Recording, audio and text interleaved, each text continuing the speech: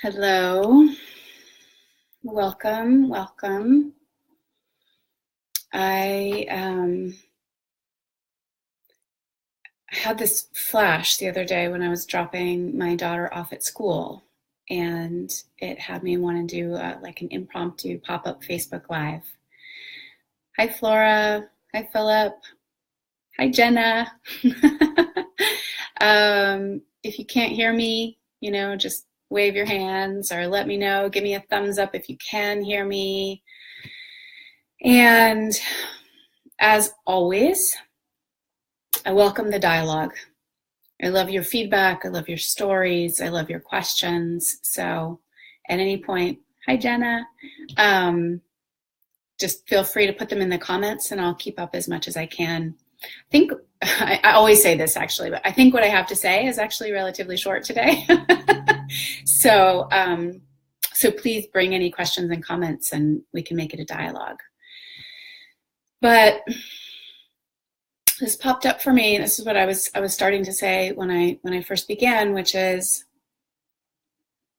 first of all, what I want to say is that, and this is a total like meta diversion here, but I really encourage, like, the more that I've been willing to be inspired by anything, kind of the more little, it's like the synapses in the brain, right? Like the little connections that get made. And I'm like, oh, right, that's the connection for that, or this makes sense with this. So that's what happened to me. This is the story of how this happened to me, was that I've had, there have been different ways that, right relationship it shows up in a lot of ways, but it's also a specifically like Buddhist concept.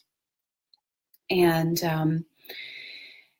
then I've had this piece that's been percolating in me for a while around like the right distance, kind of an acknowledgement that there's actually a right distance between different people. And I don't mean that so much in the sense of like, it just is, right? Like me and that person, and this is just set. Although I think there's some truth to that in certain relationships over time. But the willingness to acknowledge in any moment or at phases in our life, or especially also as relationships shift,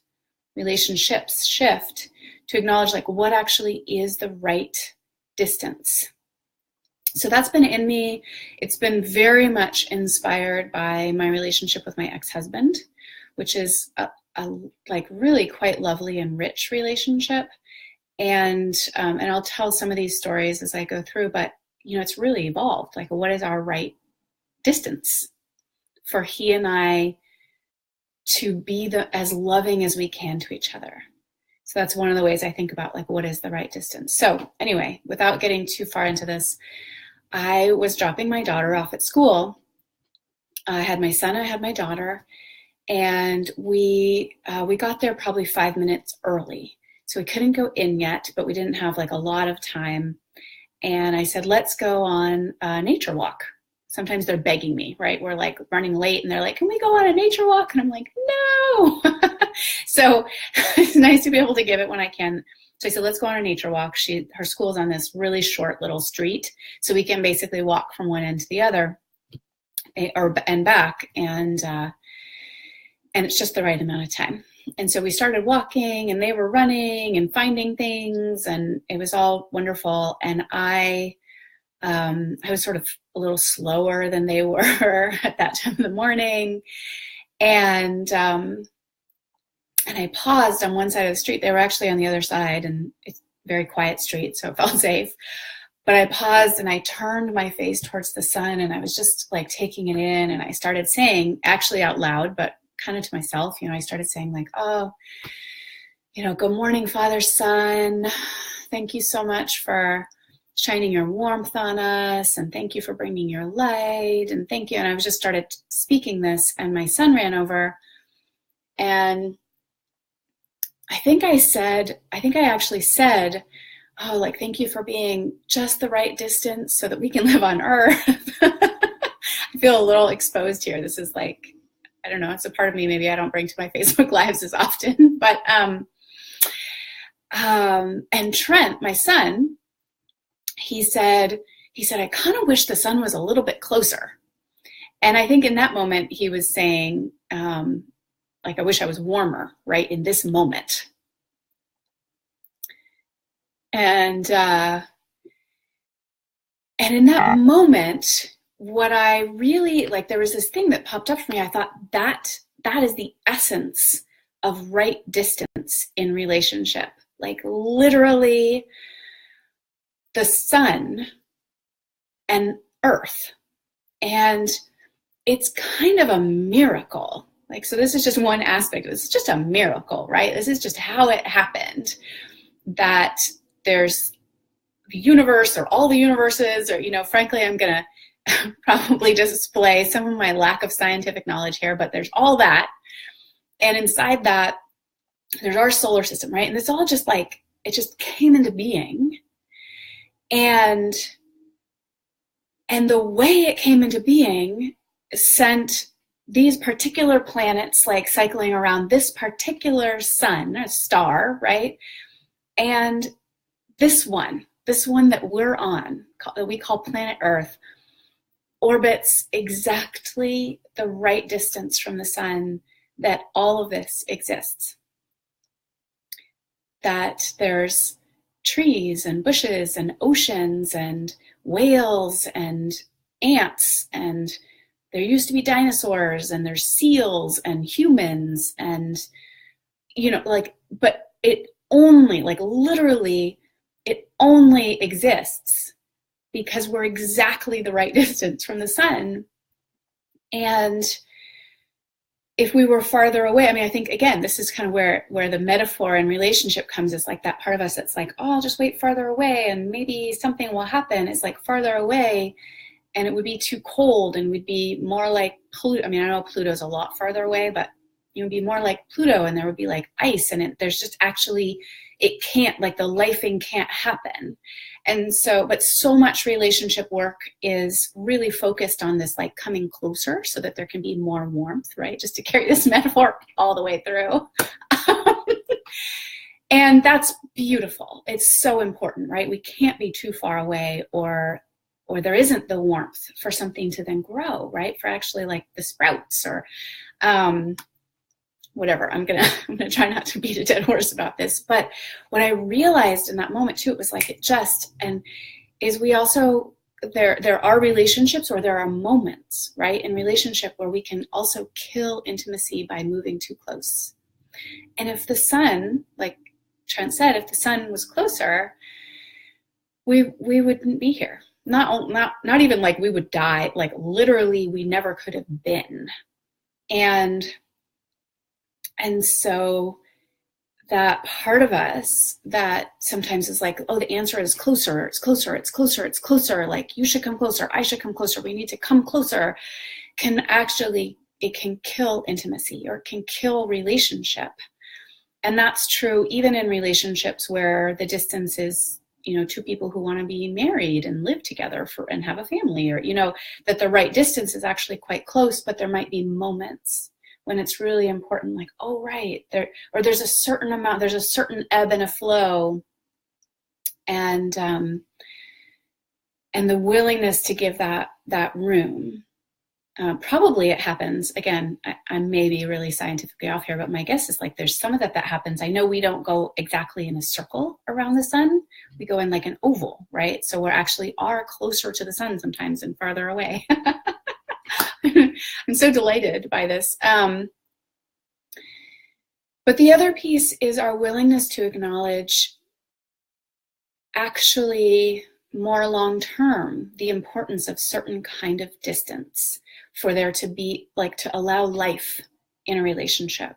Or another way I would say is for the love to grow or to flow. And that really, you know, again, it could be a family member where you absolutely love them and they're really important in certain ways, but there are certain boundaries that you need to set, or either you get in fights or you resent them, or you're right, like if you're unwilling to actually set a certain boundary or say, like, oh, this is our right distance, this isn't a failing on your part or my part, this is actually just our right distance, is that we need this much space, or we can only stand each other for this long, or, it's just these holidays or something, whatever that, just the willingness to acknowledge what is true about that is so important. And again, that can change over time. And that, again, for instance, with my ex-husband, who I just adore. It's like a great dad to our son. I love our, I love the conversations we have about parenting, but also we support each other in our work. And there's all these just beautiful things. And a couple of years ago, he moved into a house that's, 100 yards or something from my house. And now he splits his time here in Sebastopol and in Boulder, but for a while he really lived there. And there was like this beauty. I would watch the kids go from my back door to his front door, and like that we could live that close. But I really was aware, I was like, wow, it couldn't be closer. Like, it'd be really hard if he was actually our neighbors that we share a wall with. Or if we were trying to, even if we had like a 5-bedroom house, but we were trying to share a house, I was just like aware, wow, it wouldn't work. There's like something that's too close about that for our particular systems and like who we are. And it's not, again, that we like couldn't do it, but it's not what actually nourishes the love between us. And that the exact distance that we have, or even we led a course together, and it was quite beautiful. And I think it served the participants. And the way it was like, oh, I actually don't think we're at our best when we're working together anymore, although that used to be true. And it's about acknowledging sometimes limitations, right? Like when I was saying that about a family member or boundaries that need to be set or certain things like that. But sometimes it's just the willingness to acknowledge what actually brings the most life or the most love. And there's an exercise that I lead a lot of times between people where you get to ask the person to come closer or go farther away. And you get to choose whether you say yes to coming closer or going farther away in this piece. And especially, honestly, when I lead this with women, I'll often say at some point, if you haven't asked the person to go farther away, do that just so you can feel what it feels like. Because a habit that I see women more often women get into is like the closer. And it's like, oh, this feels good. And what I hear consistently is that they were surprised actually at how good it felt to have the person go farther away. That either they felt some relief, they weren't even feeling bad, but they were like, oh, there's something relieving, or I enjoyed it for a little while, and then I wanted to be closer, but at least I even had that experience. Or they'll say something like, I saw that person totally differently, like I was so close, and I saw them up close, and it was beautiful, and then they went farther away, and I actually saw them differently, and like, that was beautiful too. So I think sometimes that's also important, just to experiment, because we don't always know what that is without playing with it. We get used to one thing, or to intimacy feeling a certain way, or it's maybe even kind of uncomfortable, but it's, what's the word? It's kind of like comfortable, even if it's uncomfortable, right? Like, it's like, well, I know this is normal. So that's my invitation anyway, is both to look at this just as a concept, at where it might apply in your life, and then also to play with it a little bit, like be willing, like, oh, I think I've been trying to be closer to that person than actually we're meant to be. Or even just ask the question and let the answers percolate, but like, what would be the right distance that would allow the most love, or the most like life, right? The feeling of life arising in this relationship. And let that be kind of that bigger question for relationships as like a whole. And also in those moments to really notice if you're one of those people. I mean, I would really say most of us have a tendency one way or the other. Like if there's some anxiety or some conflict or something like that, most of us, if you pay attention to yourself, I imagine you'll find that you either have the habit of leaning in or the habit of pulling away. And so whichever one you are, my invitation is actually just try the other one, or even just try not moving, right? Like there's that anxiety that's like, oh, so I need to do something about this. And notice your tendency to want to lean in and like, oh, it'd be fixed if we were closer, or it would be fixed if I went farther. I wouldn't have to feel this if I was farther away. And our capacity to actually try something different and find out like, well, but what actually creates the most love? So it's not so much about like just soothing the anxiety, but like what actually creates the most love in that dynamic. So I know there's been a bunch of comments, which is super, super fun. And I'm going to go and find them. I feel like I lost them up here. So a great metaphor. Thank you. I like hearing that. Karen, oh, I adore you too. Oh, Kareen, yeah, I adore you too. Gina said interdependency at just the right distance. Boundaries equals love and respect. Yeah, it is. Actually, I love that you brought up the interdependence because it, again, like looking at the sun and the earth, like they're truly interdependent. And I think the work in the realm of, like the therapeutic work in the realm of codependency has been really valuable in the last however long, kind of feels like the last like 50 years or so. There's a lot of work like around codependency. And one of the things I think has been lost is acknowledging interdependence. Like, are the sun and the earth codependent? I don't know, maybe like by current day kind of therapeutic standards, they need each other. They'll die without each other. Actually, I guess just the earth will die without the sun. The sun's probably just fine. But there's an interdependency. There's this actual like arising together. So I think that's beautiful. And Gina, also, you absolutely may. I would very much love it if you would give me credit and maybe link to this thing so that other people could hear what I have to say. That'd be awesome, but you're totally welcome to borrow the metaphor. And hello, Rachel. Nice to see you. I'm glad this is healthy or helpful. Sometimes you feel guilty when you don't want people close. Absolutely. I mean, I think wherever our habits are, there will be some justification for why we have to keep doing it the way we've been doing it, whether like, but I feel guilty, or but they're going to feel this. And all of that boils down to our willingness to be with whatever we feel, which I talked about on maybe Tuesday, something like this willingness to feel. And so like, oh, I feel guilty and I don't like that feeling. And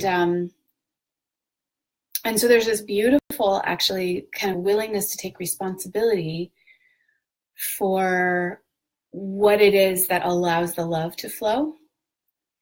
And just using you as an example, I don't know that this is totally true for you, but your willingness to be with whatever that feeling that you're calling guilt is, and still be at the distance that allows the love to flow, is a way that you actually take responsibility for the love in the relationship. Like, oh, I'm so committed to creating the most love here, or the most flow, what's most alive for this particular relationship. I'm so committed to that I'm even willing to feel these really uncomfortable feelings of guilt.